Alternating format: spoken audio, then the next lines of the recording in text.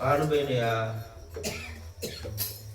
કેવી વાત કરે છે. પાનભાઈ વાત કે છે, હે બાઈજી મારી સાથી ફાટમ ફાટા થાય છે, તમે આવો સત્સંગ કરો છો.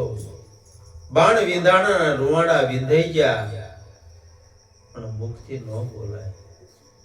આ બોલાય એવી વસ્તુ નથી. આપો ને વસ્તુ મને લાભ લેવા પરિપૂર્ણ કરો ને ક્યાંય આવો. ગંગા સતી અને પાનભાઈ બે ભજન દ્વારા બધી વાણીની રચના કરી છે. આપણને જ્ઞાન થયું કે સમજણ આવી જાય પણ કહેવાય એવું નથી, એટલે બોલાય એવું નથી. આવું પાનભાઈ ગંગા સતીને કહે છે. આ બધા રૂવાડા ભલે વિંધાઈ ગયા એટલે રૂમે રૂમે રંગ લાગી ગયો હોય પણ તોય કહેવાય એવું નથી. બાળરે વાગ્યા ને રૂવાડા વિંધાણા પણ મુખથી બોલાય એવી વસ્તુ નથી. એટલે તેમાં સદગુરુ મહારાજે શાંતિ સમજાયું છે આપણને. આ બોધપાઠ શીનો થાય છે?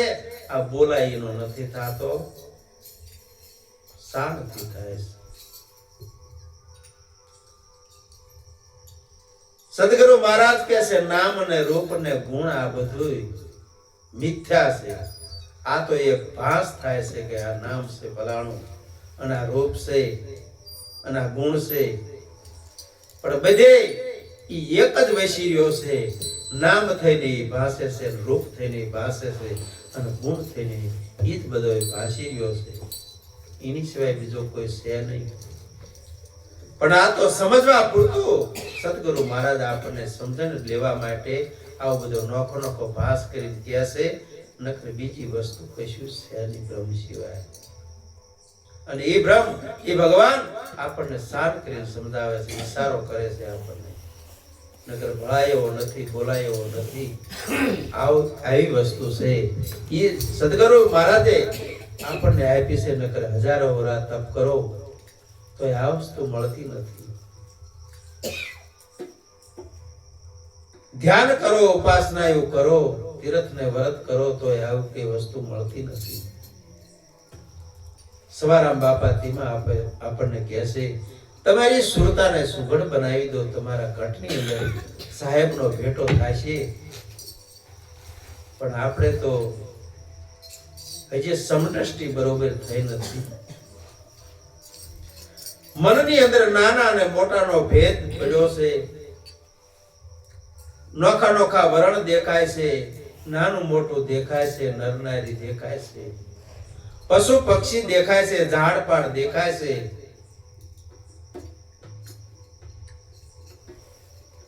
જ્યારે અર્જુનને કીધું કે તમને શું દેખાય છે? કે મને એક આંખ સિવાય દેખાતું નથી. બીજા દુર્યોધનને પૂછ્યું તો ઝાડ દેખાય છે, ફળ દેખાય છે, પાંદડા દેખાય છે, ડાળું દેખાય છે. આવું બધું વર્ણવે છે. ગુરુ મહારાજ કહે છે અર્જુન તું કહેજો તને શું દેખાય છે? તાર મને કશું કે દેખાતું નથી. એક આંખ સિવાય બીજું કશું દેખાતું નથી. એમ જ્યારે એક જ દેખાય, નોખું નોખું ન દેખાય, ઊંચું નીચું ન દેખાય, તારે આપણે સદગુરુની શાન લીધું પ્રમાણ બરોબર સમજાય છે. તારે પાંચ તત્વ ને છઠ્ઠો આત્મા જેમ છે એ સિવાય જગતની અંદર કઈ નથી. આવું બધું કહેવાય છે, આપણને બધું ભરણવાય છે, પણ છે તો બ્રહ્મમાંથી જ બધું થયો છે વિલાસ. બ્રહ્મ સિવાય બીજું કશું નથી, ભગવાન સિવાય બધું કોઈ નથી. એટલે આ ચેતન વસ્તુ છે એમાંથી જ આ જળ થયું છે. જળ થઈને બધું ભાસ થઈ રહ્યો છે આપણને.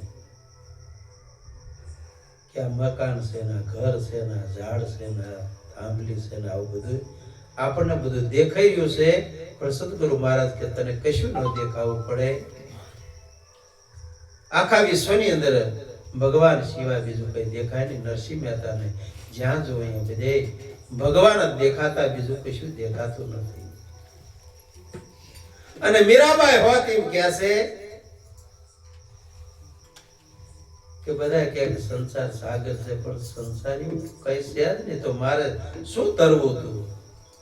ક્યાં કણ તરવું હતું? મારા સદગુરુ મહારાજે મને પાર કરી દીધી. સંસાર એવું કશું દેખાતું નથી, વિશ્વ એવું કહ્યું.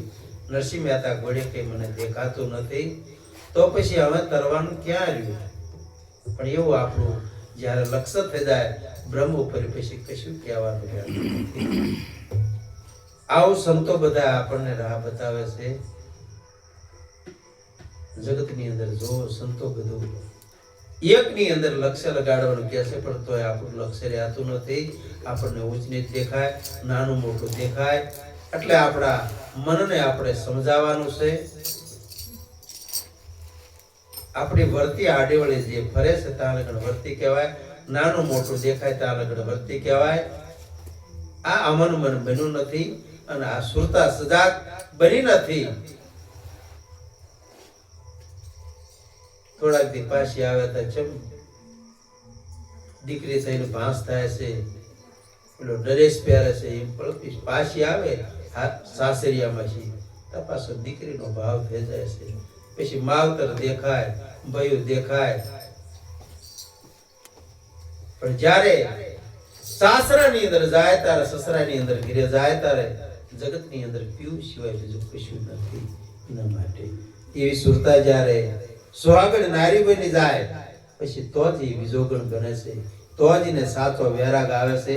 સાચો એક નામનો આધાર લઈ લે પછી નામ સિવાય જગતની અંદર કશું નથી. નિરાયત મહારાજે તેમના નામનો મહિમા ગાયો છે. આવે અનામી જાય નનામી રહેવે કોક નામી. આવી રીતે જો નામની અંદર જેની સુરતા લય થઈ જાય, આ નામી થઈ અને જગતની અંદર બધા સંતો ઝળકી રહ્યા છે. પણ એને સાચી નામની કમાણ કરી હોય ને એને આ નામનો માતમ જડી ગયો છે. નામ સિવાય જગતની અંદર કશું નથી. નામનો આધાર સદગુરુ મહારાજે લેવરાયો છે. એટલે નકર ટોશે જાવ તો નામ એવું કશું નથી, અહીંયા બોલાય એવું નથી. એટલે આપણે લક્ષ્ય અહીંયા રાખવાનું છે, સુરતા અહીંયા રાખવાની છે. સદગુરુ મહારાજ